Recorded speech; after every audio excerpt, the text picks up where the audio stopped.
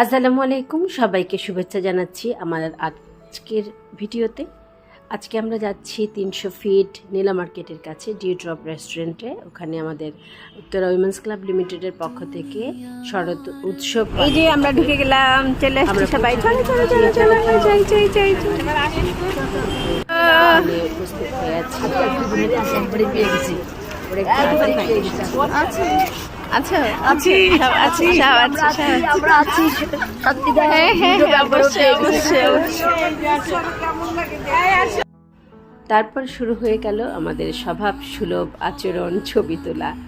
আজকে আমাদের dress code ছিল নীল শাড়ি। আমাদের সবাই মোটামুটি কাভার করেছে নীল শাড়ি দিয়ে। কেউ একটু হালকা নীল, কেউ একটু গাঢ় নীল, কেউ একটু ফিরোজা, কেউ হালকা আকাশি।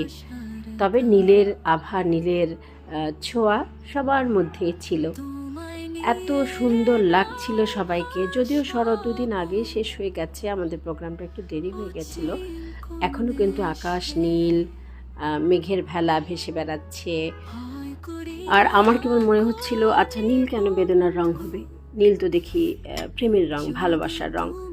আমি তো একটা কবিতায় লিখে ফেললাম, বেদনার নীল শাড়িতে সেজেছ কি তুমি, তোমায় দেখে মুগ্ধ মোরা, তুমি আকাশ রানী।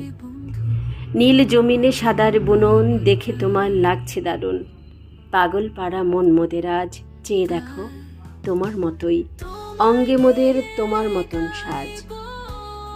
তুমি বিশাল আকাশ রানী, চেয়ে চেয়ে দেখছো তুমি সব, তোমার প্রেমে পাগল পাড়া নারীরা সব করছে কলরব। নীল কেবল প্রেমের রং, বেদনার রং নয়, তোমায় সুখে ভাসতে দেখে আমার কেবল তাই মনে হয়।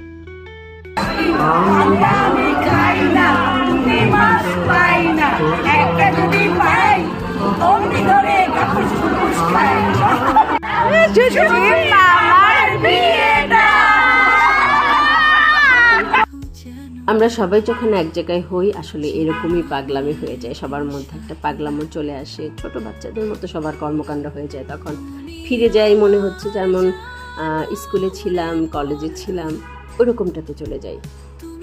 আসলে একটা সময় পর এরকম বন্ধুদের কাছে গেলে কিন্তু শৈশবটাকে ফিরে পাওয়া যায়।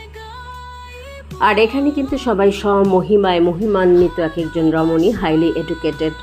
প্রত্যেকেই তারা তাদের ঘরে বাইরে দুই জায়গাতেই সফল, এবং প্রত্যেকের আছে যোগ্য সন্তান।